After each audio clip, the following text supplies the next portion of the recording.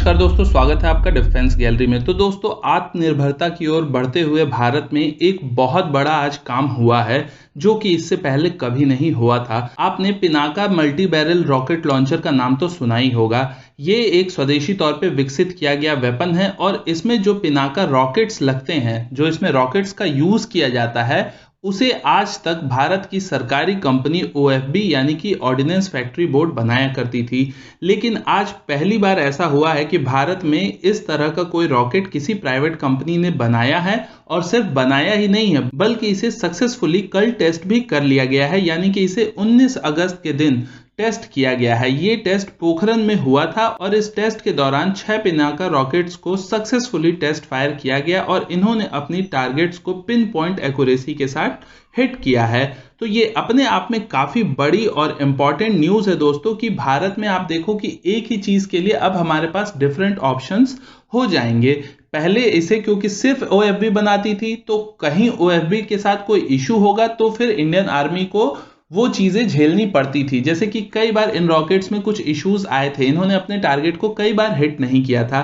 लेकिन अब हमारे पास 2 ऑप्शन होगा और साथ ही साथ इससे क्या होता है कि जब आप कंपटीशन बढ़ा लेते हो मार्केट में, तो उससे हर कंपनी अपनी क्वालिटी को और ज्यादा इंप्रूव करने की तरफ काम करती है। नहीं तो होता क्या है कि जब आप मोनोपोली किसी चीज की बना देते हो तो उस चीज की क्वालिटी में भी कई बार काफी ज्यादा प्रॉब्लम्स आ जाती हैं। ये कंपनी कौन है दोस्तों? तो इस कंपनी का नाम है EEL यानी कि इकोनॉमिक एक्सप्लोजिव लिमिटेड। ये एक प्राइवेट कंपनी है और इस कंपनी को आज से 5 साल पहले DRDO ने अपनी टेक्नोलॉजी को ट्रांसफर किया था और उसके बाद अब इन्होंने ये रॉकेट विकसित कर लिया है और ये एक तरीके का आप डेवलपमेंट ट्रायल समझ सकते हो इस रॉकेट का।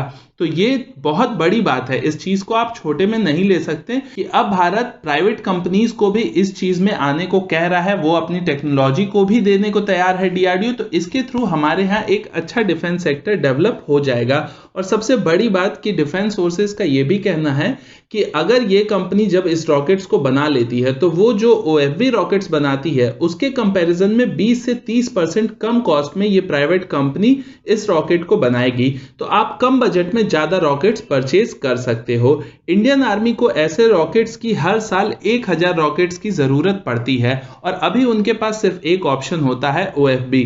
तो अगर फ्यूचर में जब ये रॉकेट पूरी तरीके से डेवलप हो जाएगा तो उसके बाद फिर हम EEL से भी ये रॉकेट्स खरीद सकते हैं। और ऐसी ही चीजें आपको कुछ और चीजों में भी आत्मनिर्भरता की ओर दिख रही होंगी।